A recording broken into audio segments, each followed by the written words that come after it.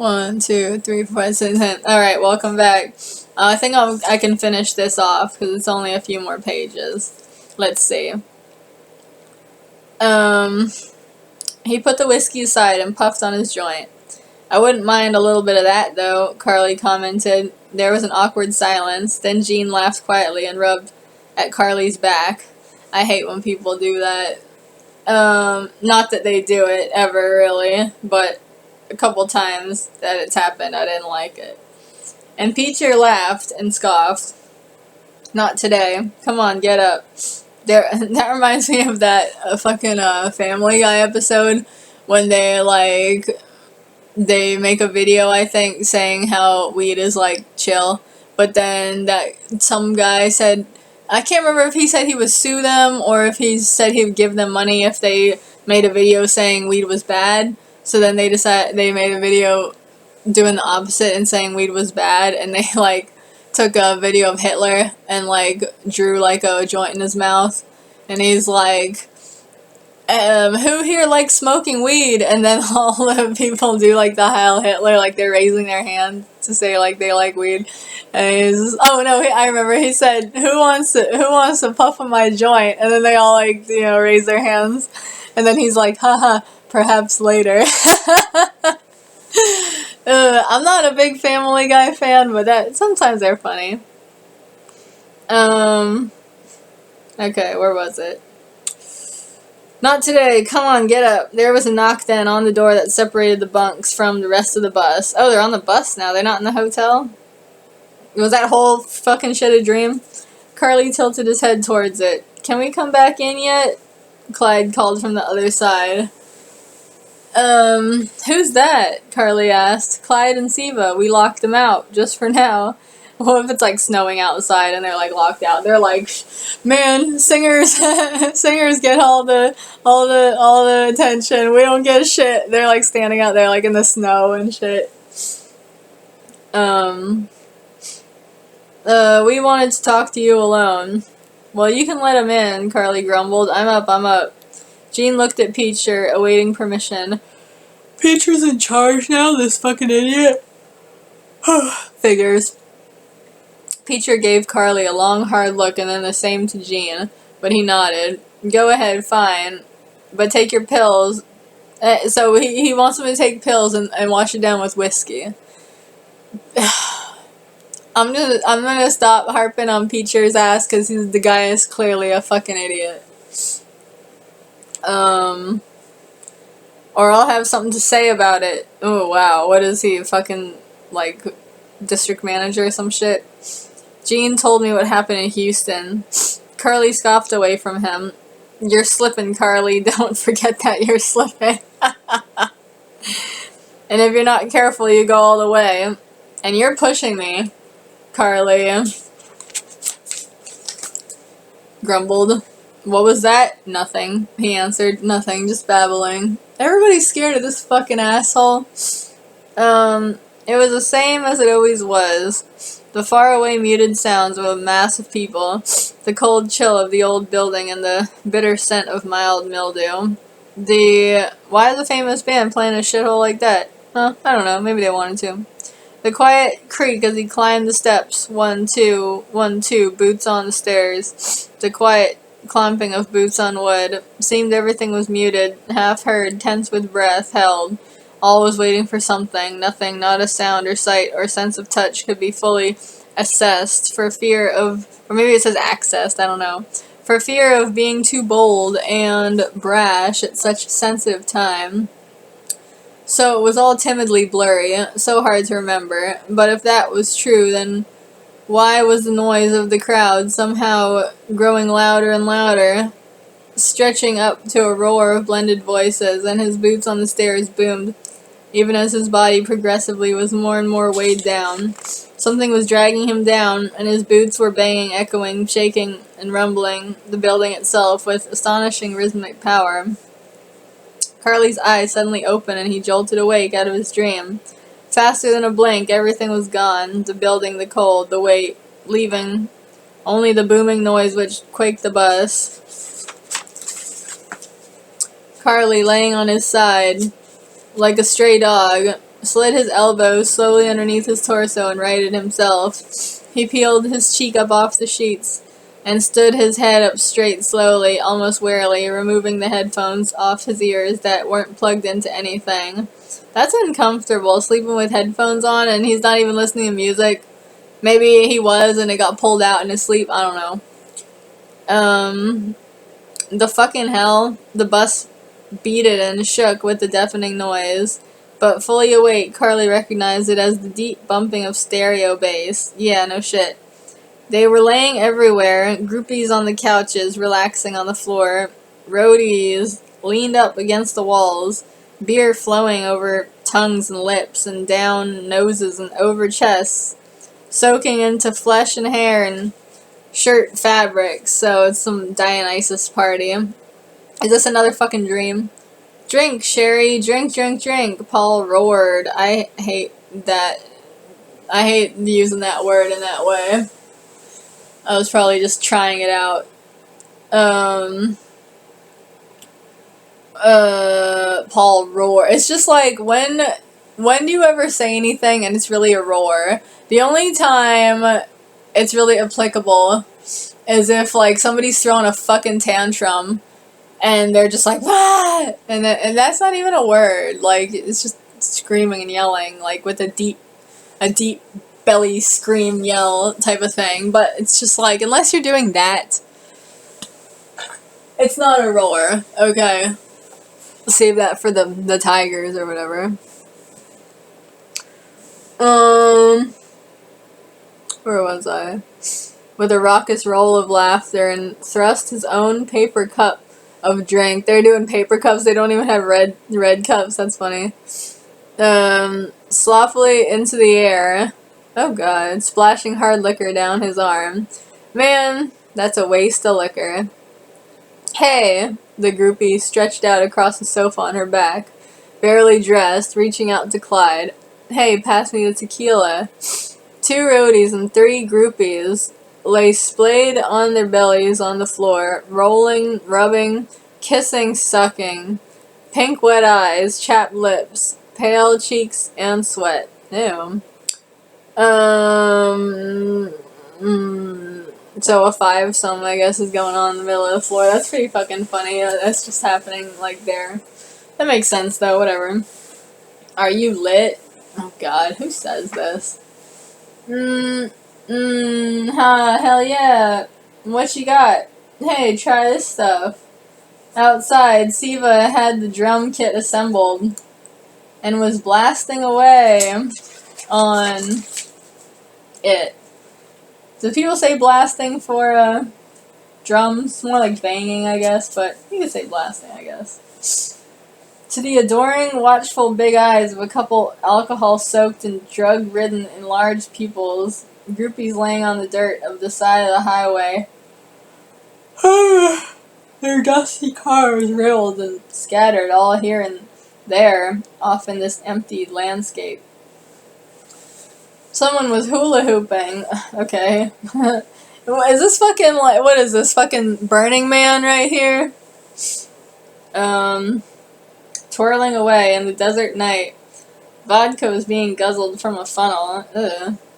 Hey, Clyde laughed lopsidedly as he stumbled from one couch to another on the other side of the bus. Head stooped and hair flopping in his eyes, fingers carelessly trailing over bodies to steady himself as he went.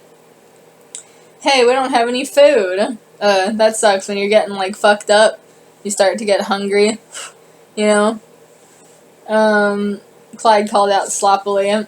He leaned on his knee and laughed again. Yeah, let's have a spread, one of the roadies called back. I know what kind of spread they're having. Half sarcastically, sticky mouth and berry scarlet cheeks. That's funny. A spread like kings, the groupie laughed. Yeah, Clyde looked all around, stumbling, foggy eyes searching. Heh. Jay Lee, where are you?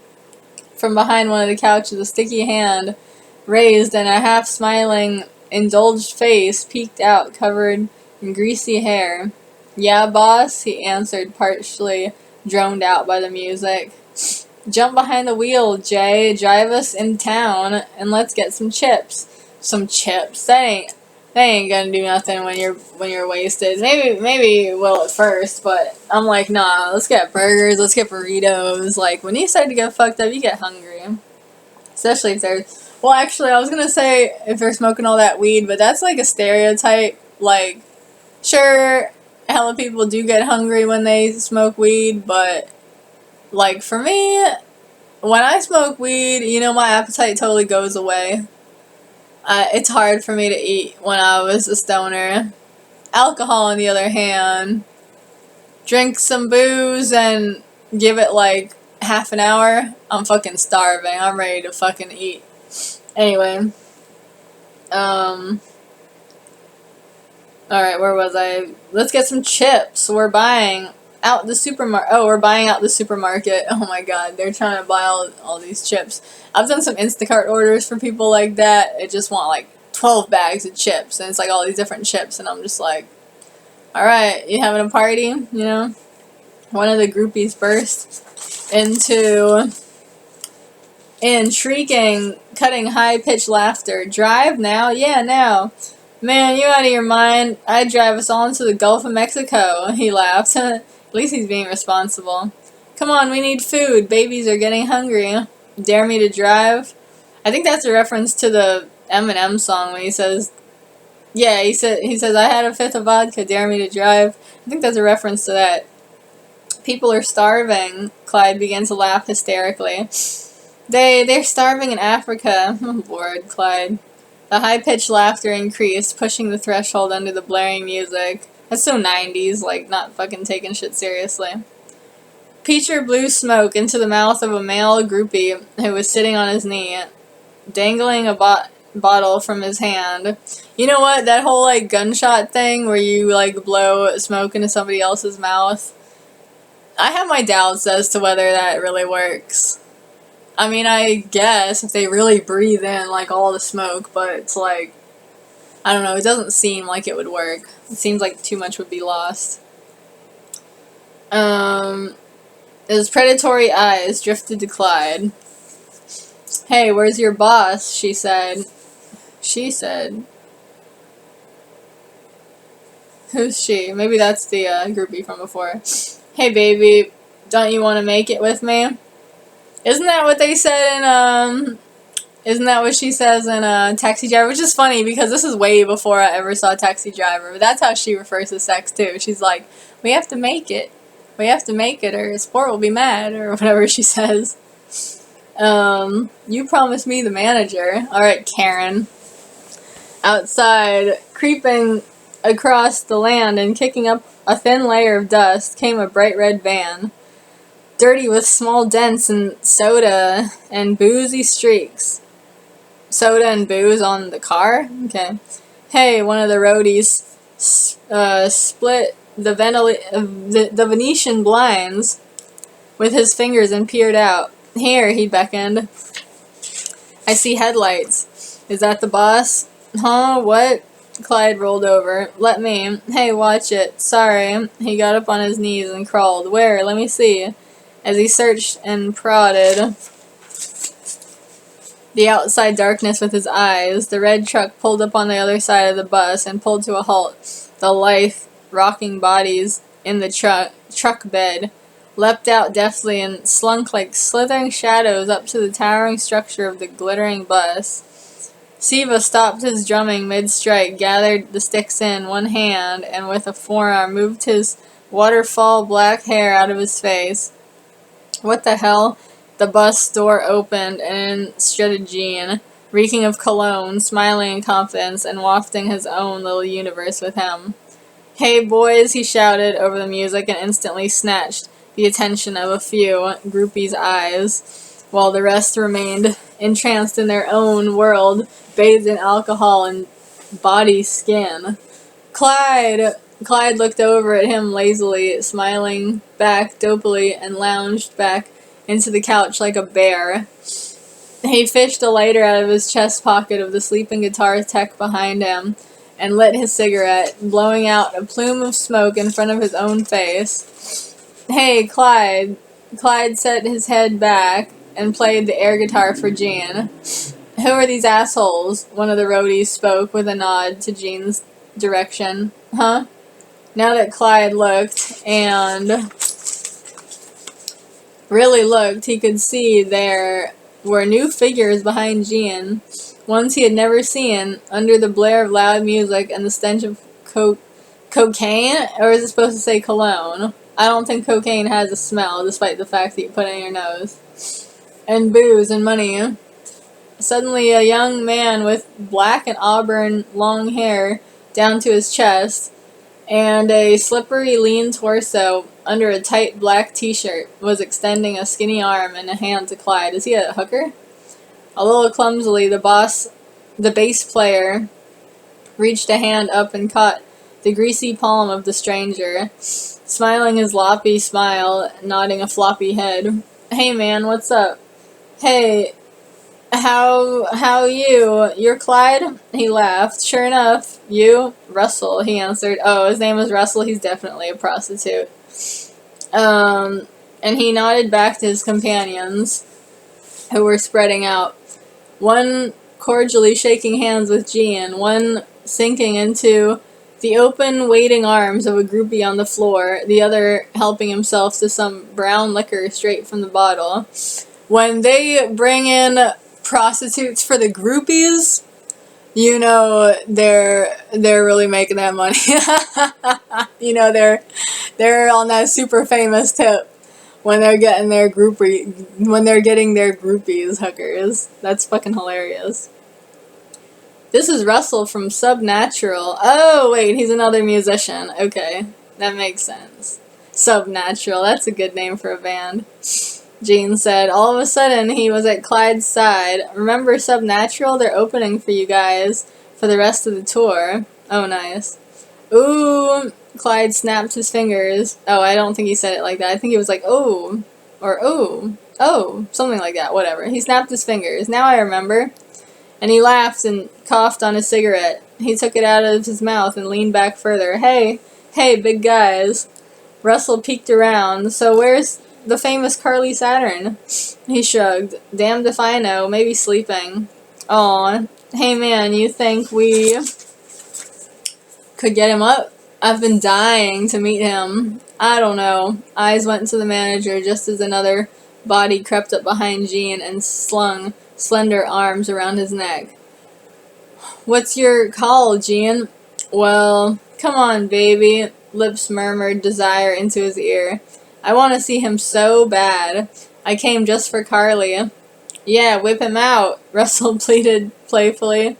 I gotta get his autograph. My band will freak to get to stand next to him. What do you mean? They're fucking opening for him. So yeah, I think they'll all get to stand next to him. Please, babe. The arms got tighter, sinking around his neck. Yeah, please. Check out my shirt. I heart CS. Now what does that tell you? Bring him out, a third voice said, and then a fourth. Bring him out. The arms around his neck, hands on his waist and squeezing his butt. A hand laying across his feet. Oh, a body laying across his feet. Man, Jean is just being, like, piled on. Please, my band will freak. Russell's tongue lapped slowly across his ear. Is this Russell? I thought it was two different people. Is this Russell who's, like, clinging on Jean and fucking just being a whore? Please. You got to. Voices seem to be coming from all sides. Voices up on voices. 1 and 2 and 3. Running into one another. Stacked on top of each other. And I can't get enough of that Carly Saturn. Alright. He stepped to the side, and all the hands dislodged from him. There was no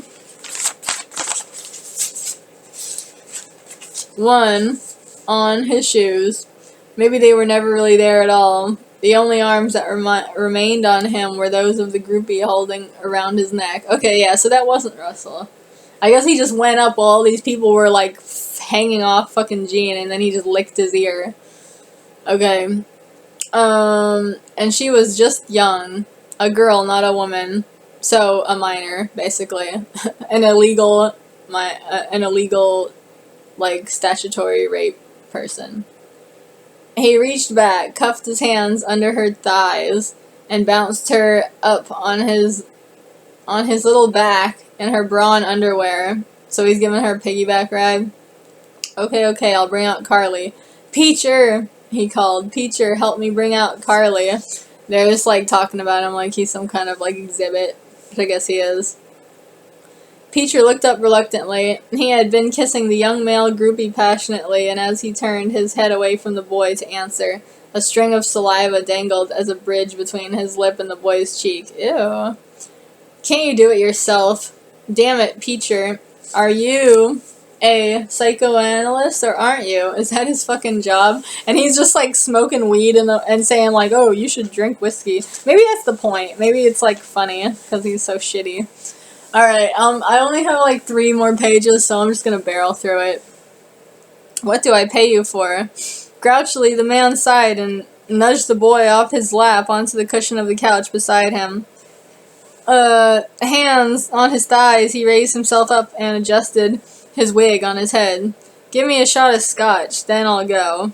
Amen to that. Actually, make it a cup. Ew, God, he's gonna be hammered. Or maybe his alcohol tolerance is like really high because he seems like he fucking boozes and smokes 24/7. And he's not trying to fuck. Yeah, a cup sounds good. Josh and Ho, hit me. The blonde roadie looked up and lazily he rolled over, sweaty, sleeveless shirt stretching over his torso. Armholes cut too large, showing his straining ribs. His hand floundered amongst the gaggle of bottles, fingertips brushing the ones that were tipped over and splashing onto the bus floor. They're so wasteful, but they do have a lot of money and fame, so maybe, maybe it's just excessive. What you want, Hefe? Where's the scotch, Joshoon? Oh, I don't know, maybe we drank it all. Clyde yelped with laughter. He drank it. You're out of luck, man. Shut it, Clyde. Oh no, here it is, came Joshoon again. He held the sticky bottle aloft over his body in victory. Come and get it. Peacher was the first one across the bus, took the bottle from his waiting hands, took a glance at the cups, then simply knocked his head back and guzzled a hefty mouthful. Gross. Here, he coughed mildly, turning his head away. Come get it, Jean. Now it was Jean's turn to come up, balance the young groupie on his back, and with his free hand, he took the slippery body you mean bottle, in his chalky hand and swallowed a mouthful. He passed it back to Peacher. I keep thinking that, like, when I look in the, like, camera, there's gonna be, like, a scary ghost or something in there. Hopefully these dogs will start barking or something if a ghost appears, right?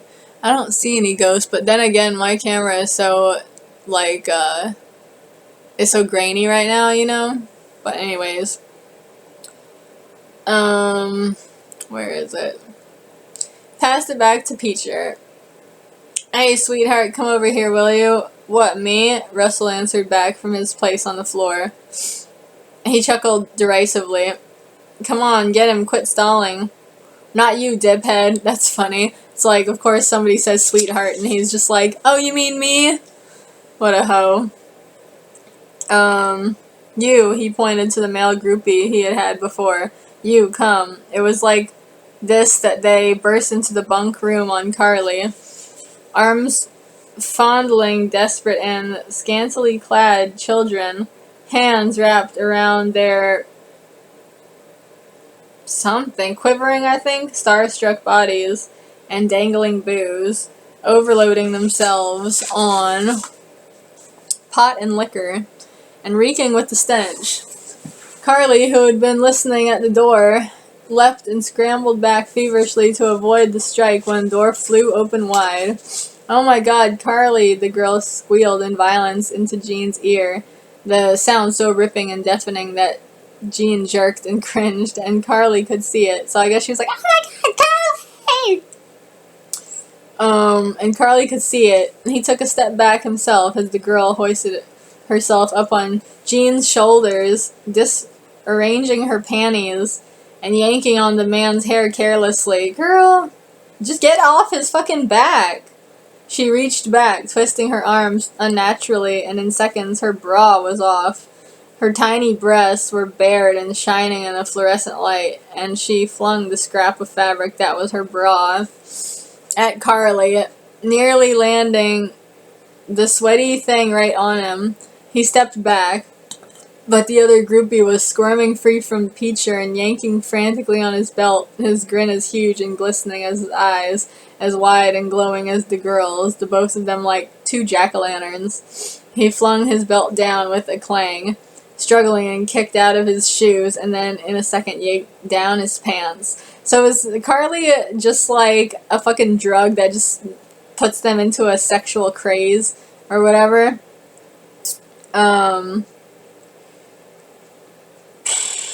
No shorts or briefs underneath, just his bare naked skin and shy bush of soft tiny hair. Carly, man, oh my god, we love you, we love you. Hey, come back, cut it out. Jean and Peach are gassed and snatched at the children as they saw they had leaving their sides on their minds. What? But they were too late. The boy had already rushed forwards, and the girl had sprang off Jean's back in her disarrayed panties, and without clothes. They were slippery and hard to catch. Nothing on them to grasp. The boy barreled into Carly first, nearly knocking him down, and throwing his arms around him, he planted a long, wet, succoning kiss on the edge of Carly's cringing jaw, as the singer leaned back away from him as much as he could, and right at that moment the girl reached Carly and sprang up onto his back, so that now their bodies weighed him down from both sides. Alright, that's it. So, I don't know why, I thought that Carly was like an automaton, it was like an Olympia situation, but I guess not, maybe that was gonna come out later or something, I don't know. But yeah, I guess it's just about fame and people fucking going insane, for their favorite celebrity. So, yeah. There you go, almost 30 minutes for that one, man, but I just wanted to finish it. I didn't want to have a 20-minute video and then like a 5-minute video. But, yeah. Alright, good night, everybody.